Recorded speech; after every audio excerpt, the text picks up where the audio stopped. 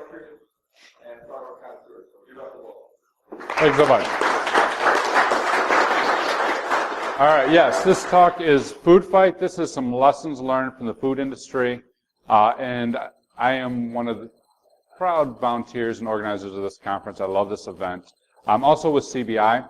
At CBI, one of the things I do is put on the CBI Academy, which is a 2-year program, and they come in, they work under me for a while, poor people, and then they get rotated around through our different practices. So if you see any of our Academy people, say hi to them. This is my current team. Hi, team. Are you guys in the room? CBI is IT risk management firm. Thank you. You're good. Send me up in this. IT risk management firm in Detroit. So we do pen tests. We do risk assessments. We do all the fun stuff. This project was done with my previous Academy team. So shout out to them. They did a lot of the work. They did a lot of the graphs and the crunching of the data you're about to see. And this is going to go really, really quickly because we looked at 15 different food manufacturing plants, 15 different locations at the technology they're running, at the problems they're having. I'm sorry, I pace a lot, so good luck in keeping me in video. So we looked at 15 of these, and I'm going to do this in 30 minutes, so it's really going to be like a lightning strike. There's going to be a lot of stuff really, really quickly. It's cool. I'm around all the time. I'm on Twitter, as was already mentioned. So hit me up afterwards if you want to dig into the details of any of these things. So with that, let's start talking about meat. When I started down this road and started thinking about food manufacturing and food processing, I kind of had like these rolling fields, right? This beautiful pastures, this farmland that we're going to go visit. I thought this is going to be great. We can like walk up and see Ma and Pa and hear about what they've been doing raising the cows and the chickens. But of course, real life is completely different. This is a food processing system, right? This is manufacturing. This is everything we see in the heart of the Motor City when it comes to industrial controls. These food processors have the same technology. And not only that, they have tons and tons of electrical technology. We mentioned the consumers folks, and there's a consumers talk here later on at ConVerge. That same technology is in these food processors. And why? Because they got to reclaim the power. Because power is so expensive, and they have reclamation engines, they have power generation engines, they're capturing methane. What you may not know about the food industry is in a single year, this industry consumes in North America the same amount of power as Utah. The entire state of Utah, spread that out, that's what these people are pumping through the systems. Again, the exact same systems that are covered by NERC-CIP and similar regulations. And that's important, right? Because if you look at what happens with power plants all the time, like this one out in Ukraine, which I'm never, ever, ever able to pronounce, when these criminals go and knock these plants off, right, when they do these attacks against the power grid, that same technology is in our food supply. Similar with water. It takes a lot of water to get animals to the table. I forget, I think it's like 10,000 gallons for a cow. It takes just 10 gallons of water for a single chicken to run through the processing plant, right, and cleaning and cooking and everything. And think about it, these plants are doing millions of chickens. So the amount of water that this industry consumes is huge. Across North America, 10% of all the fresh water gets consumed, pumped, processed, reclaimed, and recycled by the technology within the food industry. Now, again, think about some new attacks. Did you guys hear about the Bosman, New York Bosman? Anyone hear about this one? Denial of service attack. They took the dam down. They're trying to open up the dam up. That would have been kind of exciting. And Kamuri Water Company is awesome. That's not the real name, hence the quotes. Kamuri Water Company was attacked, and they got into the system. This is a really old legacy system, like an AIX, terrible old system. And I mean really old, not like kind of old, not like, Heartbleed old. Ben was talking to me, and he's like, I got in this industry just recently, not in the old days when Heartbleed hit. I'm like, thanks, Ben. Thank you for that. Now I feel real. No, I'm talking like 1980s old, like war game style, Whopper system sitting there processing. The guys broke in, they were able to modify the pH value, and they were able to basically poison the water supply. So check that out, it's very interesting. This same technology is in the food industry. The same technology is everywhere. So food is basically a modern marvel when it comes to technology. Processing, manufacturing, moving food through the line, pumping the water, keeping electricity going. all the same technologies and all the same vulnerabilities we see everywhere, but without the same regulations, right? NERC doesn't necessarily apply to food, which is what's in energy. There's not regs that cover the water in the food supply. Very interesting. And because we have all the same risks, we begin to start to think what could possibly happen. So I'm going to give you guys all a trigger warning. If anyone's got a sensitive stomach, I'm going to give you all a moment to step out. I'm not going to show any more meat being cut up. Well, I will, but not in the next slide. What we're about to show you is what happens like every single time there's a pen test. It happens so often that as a blue teamer, when I used to be a security officer, when I'd see it like on a Windows computer, I'd freak out. I'd be like, oh no. So just everyone take a collective pause and give you a moment. And I'm talking, of course, about calculator. Damn, if every vuln doesn't launch calculator. You guys notice this? Like, oh, we popped XP, we ran calculator. We popped Word, we ran calculator.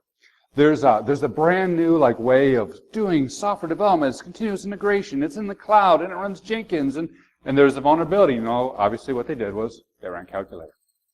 It's gotten so bad that like my red team doesn't even know where to like launch calculator. They just run a vuln on Windows. So we've kind of gotten jaded, right? At least I have. Yeah, okay, we got a vuln, there's a calculator. Yeah, okay, we didn't keep the bad guys out, there's ransomware, we got to restore from files. Yeah, okay, something happened. But meanwhile, in real life, in the food industry, bad things can happen. The food industry has a very high risk or rate of manufacturing accidents. And I'm not tying those back to hackers, but all the same kinetic forces, such as a boiler overrunning and blowing up, can happen because it's all controlled by the same SCADA systems. A lot of the same SCADA systems are vulnerable. You got explosions. You got risk of pathogens. You got all our favorites, right? Like E. coli, mad cow, salmonella. These things are great. Anyone have these? Do you? Aren't they awesome? Think Geek rocks. I got them for my daughter. I'm like, here, I love you. Have salmonella. Maybe why she's always trying to poison me. But anyways, in real life, bad stuff happens, right? We're not just talking about classic calculator type vulnerabilities. So let me show you a little bit what the technology looks like. And I'm going to show you about how do we assess it, and then we're going to cover some of the findings we had. In general, when we talk about IT and OT, your IT being your stuff that we're fantastic at, right? We can secure ERP, we can secure our corporate IT, we can do network access controls, we can keep Ben 10 out, we can do all this stuff. Not really, but at least we've been working on it for like 20, 30 years. Your OT, your operational technology, is everything on this side of the graph. Your SCADA systems, your industrial control systems, right down to the PLCs that are moving the chickens and the cows and getting all the orders out the doors. This type of technology, we haven't really looked at all. Generally, security teams are really focused on patching Windows, really focused on patching servers, giving some users some education, hoping that the developers aren't creating vulns, and ignoring this entire piece of the puzzle, which creates some interesting opportunities, especially when you're talking about technology that could be as old as a 1980s AIX server. And it's really like a completely different realm of technology, right? It's a completely different world. You think about most servers, yeah, maybe a couple $1,000s these days. 10,000 if you're being really extravagant. I can't remember the last time we paid 10,000 for anything IT, but it could happen. You run it for a couple years, you have your IT team do it, you can scan it, you can patch it, you can do a pen test on it. Okay, cool. By contrast, the SCADA environment, huge difference. We're talking millions of dollars. Some of these SCADA environments were like, hey, do you have a dev environment? They're like, ha, you're funny. No. Like, why not? Well, that's $1 million system. We're not going to spend another $1 million to dev on it. Yeah, okay, I can see that. Because they're so expensive, they run them 20 to 30 years. I'll get to the age distribution in a little bit, but you can see why we've got this really old stuff that goes on forever. And they're run by the operations team, which makes for some fantastic conversations because it's a completely different dialogue. For example, you might go to the operations team and go, have you thought about wireless security? And they go, oh, our wireless stuff is secure. Like, that's awesome. I didn't know that because you have open Wi-Fi. And they're like, no, it really is secure. Our wireless is 100% secure. Like, tell me more about that because we're seeing all these vulnerabilities. How is your wireless secure? And they're, oh, well, all our wireless scanners, we lock in a cabinet every night and no one gets to them. Okay, that's a start. The way that they talk about risk, they think about technology is completely different than the way the IT folks do. And just bridging that communication gap, let alone the political gap in the operational divide, hugely difficult. And a whole bunch of different vendors, too, that we never get to play with, right? Everyone's used to Windows, Macs, Linux. Anyone here playing with robots? Or Omron or HMS? Not really, not really, unless you are in those industries. Alan Bradley is actually the furthest ahead in this, which is good. I'll come back to why that's good in a bit. Because they're actually working really hard. And when one of the assessments we were at came in and sat down with the IT team and said, here's what security looks like from our perspective. But most of these guys don't even think about it, right? They send out the robot, and it runs for 20, 30 years. They collect their money, and everything's good. And it's not like robots ever have any problems. Much. Actually, when I was real bummed when I saw the robots, because I was thinking it was going to be like T2, right? Some Terminators coming in and moving stuff around. Like, come on, like herd the cows, or maybe like a robot chicken. That'd be awesome. But no, it's all traditional factory robots. But this one in gray is here for a reason. This one in gray, in Q1 of this year, this one had a buffer overflow, which meant that you could come in, remote in, send it a poison packet, and take control over it and move the robot around if you had the right control software on it. Why this is important is because this robot right here is moving like, you know, thousands of pounds of meat this close from a person, and you could probably do a little bit of damage there, right? If you got in and messed with it. Point is, not your typical farm, not your typical tech, not your typical vulnerabilities, and in a space where the technology runs forever and no one's talking to each other. So how do you get into this environment? How do you look at it? How do you peel back that fog a little bit and figure out where the vulnerabilities are and what we can start to do about this? I'm going to walk through a 5-step high-level process that we followed when we were looking at these 15 plants. And it's going to start with the most uninteresting thing. I almost feel like I should put up a trigger warning for this one as well. It starts with governance, right? It starts with NIST. You look at the standards, 53B and 82. And even though it isn't necessarily the most exciting thing, the fact is that NIST has already done a lot of work for the industrial controls and creates that bridge that allows us to talk about both the risks in the OT environment and the IT environment. So we can start looking at 53B for this side and 80 for the other side, and assessing against that common control. I'll show you how to roll this stuff up at the end of this project. The next thing is, of course, we've got to come up with a really good project management approach. I oftentimes say that one of the things that differentiates a really good hacker team from a world-class hacker team is project management. The ability to organize, get the right person in place, get them out really quickly, right? If you think about like any heist movie, the Italian Job, well, we all want to be the Italian Job. How much time was spent in project management? I think project management would be a lot more fun if they actually taught it, like with the Italian Job and those types of heists.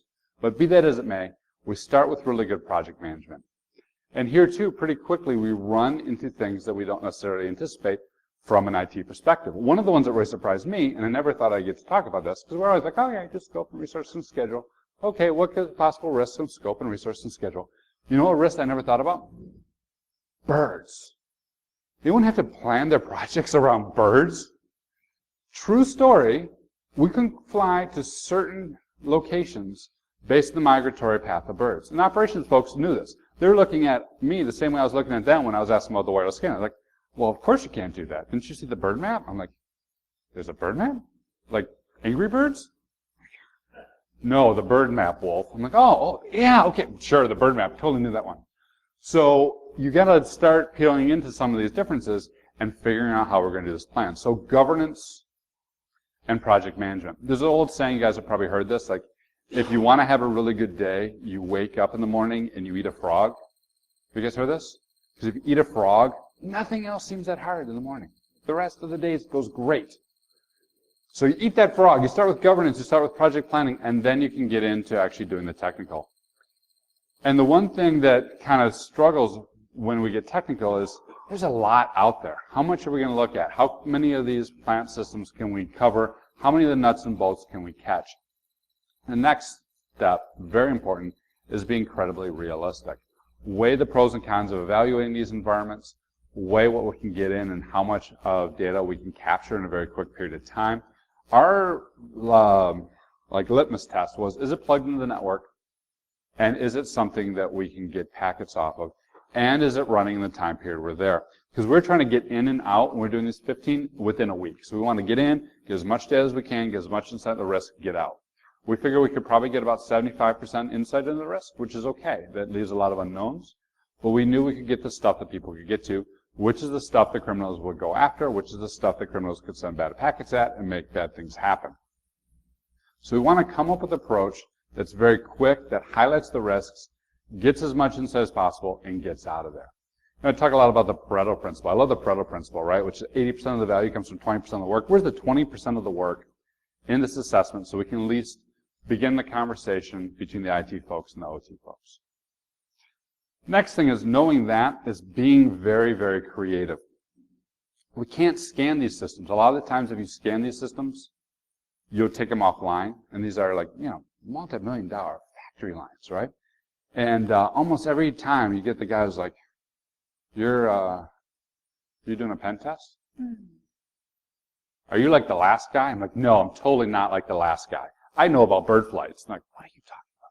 No, I mean the last guy who did the scan. I'm like, well, tell me more about the last guy. Every single one of the factories had a horror story where the last guy came in, ran a scan, didn't know what he was doing, knocked some plant system offline. They had thousands to millions of dollars of downtime. In one instance, they had to fly a guy out and redo firmware because the firmware no longer existed, and it was in some archive because these are old systems, right? They're not designed to be scanned. They're not designed to be hit. When Ben was talking about that chaos environment, the chaos monkey, these systems have not run against chaos monkey. Hackers, the people in this room, the people in this conference, we've been the chaos monkey for IT for a good 20, 30 years. We've beaten the hell out of some systems. They have changed the network drivers. They've changed the stack. They've changed the performance. These OT have hardly looked at it, right? So we got to have a process in place where we can take our normal approach, run it through a filter, and smooth it out. The way that I went and did this was looking at the configuration files on these ICS and SCADA systems. So first step, pull the config files and run the vuln on the config files. You don't really need to track me. I'm going to keep pacing. It's okay. I'm one off on stage. It's fine. So you pull these config files down and you run the analysis, the vulnerability analysis, on the config files as opposed to running the analysis live. So you don't scan the systems. You pull them off. You check them. There's a system or a group called Digital Bond. They've got a ton of checks for this. It's fantastic. Check out the site. They also have some PCAPs and a whole bunch of other things you can play with. The only challenge is Digital Bond works very, very closely with the energy sector, not so closely with the food sector. So our environment, we had planned to use this pretty extensively, but we were only able to actually look about 10% of the systems. But still worth checking. We will also talk to Digital Bond and tell them what systems we looked at, so I'm sure they're going to be raising that up. The next thing is to capture some packets. So moving back, as these systems are talking back and forth, right, we got an opportunity at each layer of the network to capture that traffic and analyze that traffic and look for vulns passively. We're not going to scan. We're not going to inject anything. We're not going to risk the production. We'll capture those packets and run them through a vuln scanner. The way this ends up looking is something like this. We can go ahead and say, hey, here's all the systems we found. Here's the risks. Here's what they are.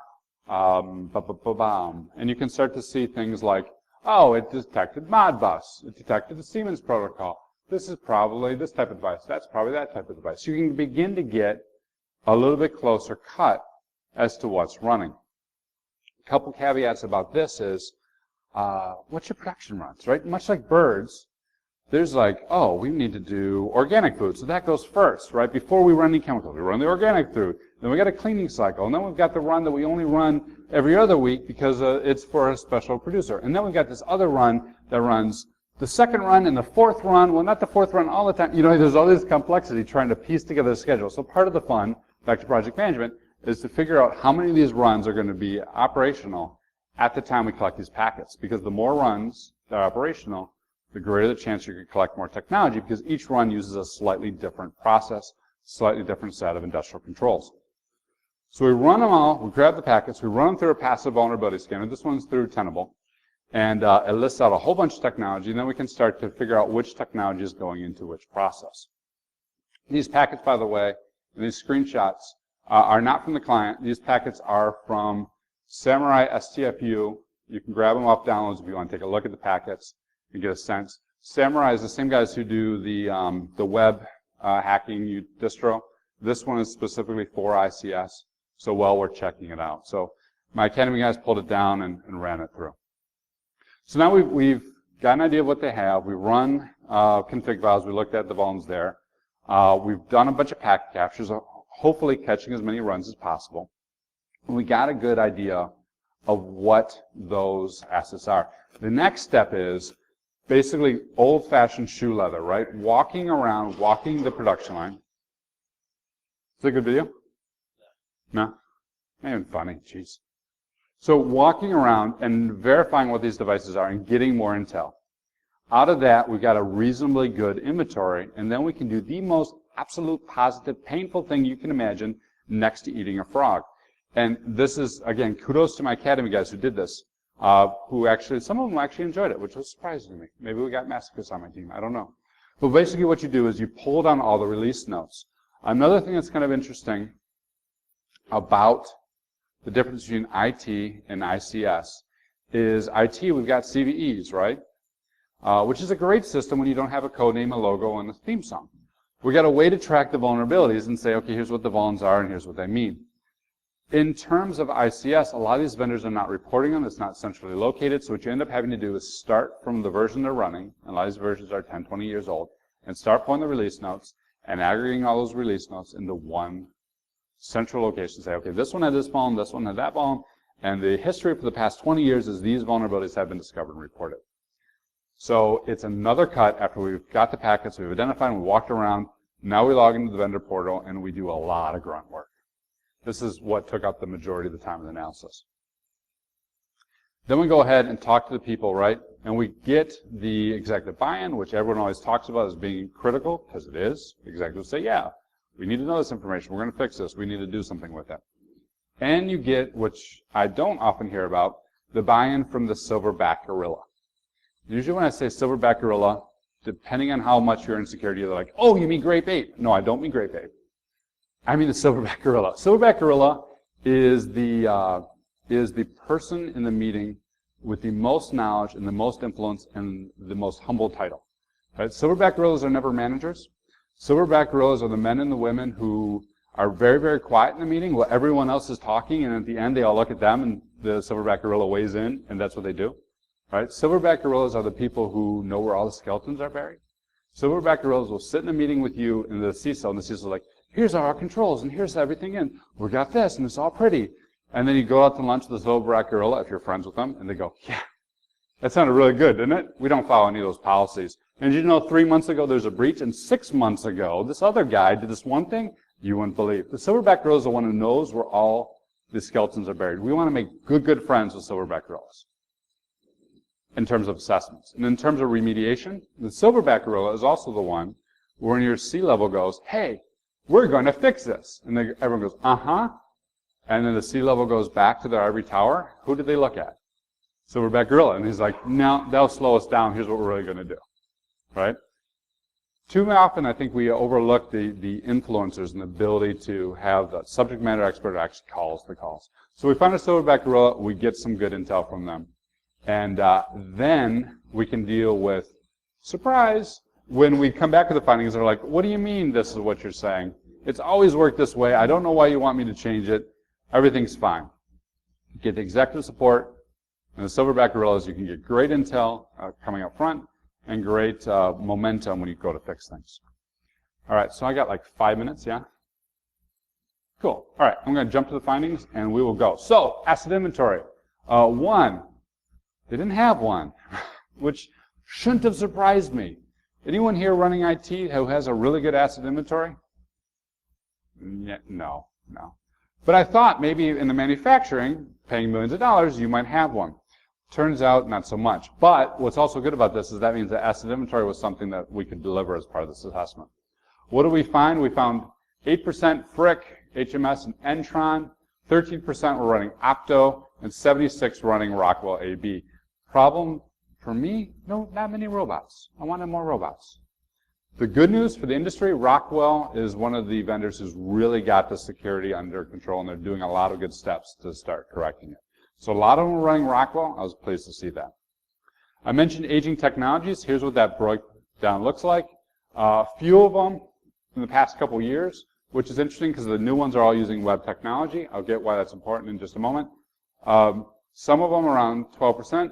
The majority are around 11 to 15 years. This represents a building boom that happened around the early aughts. Why that's interesting is that means you'll be supporting 2000 Windows XP for the next 30 years. It's not going away.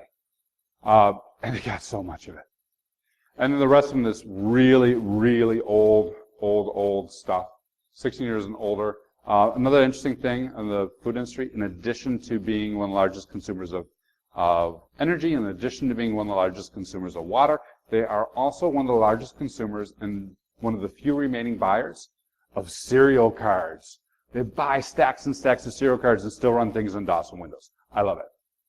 So, what else do we find? Segmentation doesn't really exist. Again, much like the conversation with the wireless scanners and whatnot. Like, do you segment your network? Absolutely, we segment our network. Great. So what's your ACLs? What do you mean? This VLAN can get to that VLAN? Yes, but only certain devices. Awesome. How come all the traffic's going? Well, what do you mean? Have you segmented your network? Absolutely, we have. No broadcast traffic. Really? No broadcast traffic? So we're seeing this and that.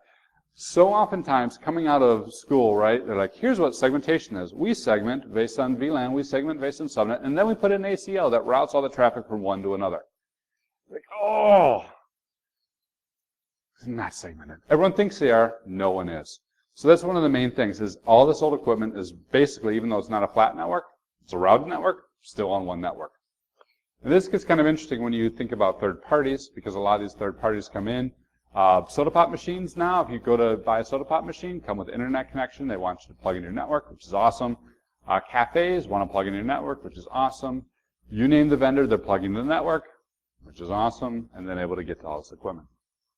Some of the vulnerabilities we found, we expect to find like things like clear text and remote code. It looks something like this. A little bit of SQL injection, a little bit of cross-site scripting. This is mostly reflective of that newer technology that is come out in the past few years, that has lots of web vulns, a lot of remote access, denial of service, right? I was talking about we can't scan anything. Tons and tons and tons of plain text passwords. Very important to note, if you're doing this PCAP analysis, guard those PCAPs with your life, because you'll get a lot of passwords in those to all these plants. And tons of this product manipulation, right? The ability to get in and manipulate the parameters so that you can move the robot, so you can change the temperature of the boilers, so you can change the temperature of the fridge. So, denial of service? No, we can't scan it. 1 in 10 have a vuln that leads to DOS, right? And tons of these plain text passwords. So once we have all these vulns, what do we do with it? If we start in the beginning by thinking about in terms of governance, we can line it back up with a business process. This is a horribly ugly slide, I know. But if you think about, hey, here's how the chicken moves through the plant. It does evisceration, defeathering, right? It goes ahead and it's boiled, it's washed, it's cut, it's packaged, stored, freezed, and shipped. If instead of saying, and I encourage you guys not only in the food industry, but just in general, instead of saying, you know, we've got all these DDoSs and CS, or, you know, XSSs on this particular Allen Bradley machine. This Fanuc machine is really weird, and it's got this other. Instead of saying all that, we can say, hey, look, your boiling and washing is at risk. We could take it offline. What would that mean to your plant? That gets the plant manager's attention like that, right? So we take all these vulns and we roll them on up, and we talk about in terms of business process. We take all these vulns and we roll them up in terms of governance. So I'm not going to read these off because they're NIST and they make my eyes go cross. But it's much better to talk in terms of, at the high level, hey, here's how we bring together your IT and your OT based on one central risk framework under NIST and report all those vulns that way, so that we can back it up and not say, well, Wolf said we should fix this. We can say, you know, according to NIST, here's the risk, here's what you're trying to hold yourself to standard to, and here's how it crosses with the FDA. So those are the vulns, that's how we reported them up. Wrapping it up and taking this talk down, you know, food is a modern marvel. All these same vulnerabilities I've talked about are in every one of our manufacturing plants in Detroit, are in every one of our energy plants, are in every one of our water plants. Those plants, however, are oftentimes a few steps ahead of the food manufacturing because they're getting attention, because they're getting looked at. We've had 20 or 30 years as IT folks to hack and do cool stuff and attack Windows and attack Linux and attack Macs. We've not had more than a couple years to attack this space. So if you guys are looking at something new to play with, something new and interesting to shine a light on and get some attention to, I'd highly encourage you guys to look at the food industry. And I love that this talk bookends with lunch. So think about the chickens and the cows and the vulnerabilities as you're enjoying your sandwich. Have a great conference. I'm going to be here for the rest of the day if anyone wants to talk about any of this. Thanks so much.